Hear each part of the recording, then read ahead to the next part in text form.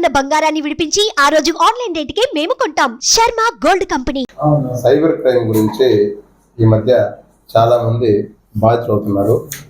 గౌరవనీయులైనటువంటి మా జిల్లా ఎస్పీ గారైనటువంటి ఏఆర్ దామోదర్ ఐపీఎస్ సార్ గారి ఆదేశాల మేరకు మన జిల్లాలో అన్ని దగ్గర కూడా సైబర్ క్రైమ్ గురించి అవేర్నెస్ ప్రోగ్రామ్స్ స్కూల్లోను కాలేజీలోను ఎక్కడ పబ్లిక్ కనిపిస్తే గ్రామాలకు వెళ్ళినప్పుడు కానీ పబ్లిక్ ఉన్న ప్రతి దగ్గర కూడా తప్పకుండా సైబర్ నేరాల గురించి మా యొక్క అవగాహన సదస్సు ఏర్పాటు చేయడం జరిగింది.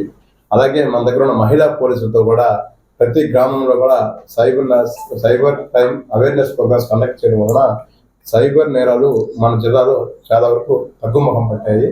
సైబర్ నేరాలు ప్రజెంట్ ట్రెండ్ నడుస్తున్నటువంటిది అయితే మీ మీద సిబిఐ కేసు ఉంది, మీ మీద కానీ లేదా మీ కుటుంబ సభ్యుల పైన ఈ విధంగా మీ మీద సిబిఐలో కేసు నమోదు చేశాము, మీ మీద కేసుని అరెస్ట్ చేయకుండా మిమ్మల్ని ఆపాలి అంటే మీరు కొంత అమౌంట్ పంపించండి ఫోన్పే అని చెప్పి ఆ యొక్క బెదిరించి వాళ్ళ దగ్గర నుంచి డబ్బులు ఫోన్పే కొట్టుకోవడం జరుగుతుంది. అవి చాలా వరకు ప్రజల్లో అవగాహన ఉంది. కానీ వాళ్ళు మీకు అంటే ఎందుకు మనం అనుకుంటాం పక్కన చూసినప్పుడు అలా ఎలా మోసపోయి అనుకుంటాం, కానీ వాళ్ళు మిమ్మల్ని ఆ విధంగా ట్రాప్ గురి చేసి మీ దగ్గర డబ్బులు గుంజుకోవడం జరుగుతుంది.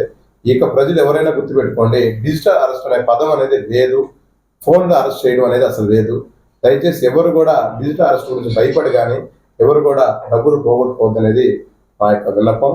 అలాగే మీ మీద వచ్చిన కొరియర్లో డ్రగ్స్ ఉన్నాయి, మీ పేరు మీద పార్సిల్ రావడం జరిగింది, ఈ యొక్క పార్సిల్ మీద మేము కేసు నమోదు చేస్తాము, మీరు అమౌంట్ పంపించినట్లయితే ఈ కొరియర్ని పక్కన పెట్టేస్తామని చెప్పి కూడా మీ మీద ఈ విధంగా భయపెట్టడం జరుగుతుంది. అలాంటి ఏమీ ఉండవు. ఇలాంటివన్నీ కూడా సైబర్ నేరగాలు చేసే పని.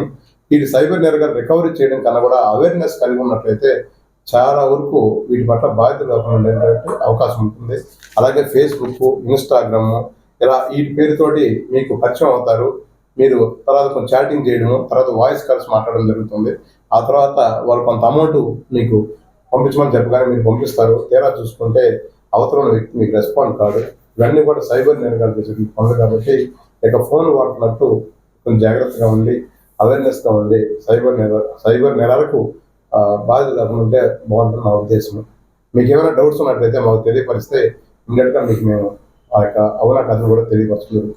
డిజిటల్ అరెస్ట్ అనే పదమే లేదు, దాన్ని ఎవరు కూడా తీసుకోవద్దు.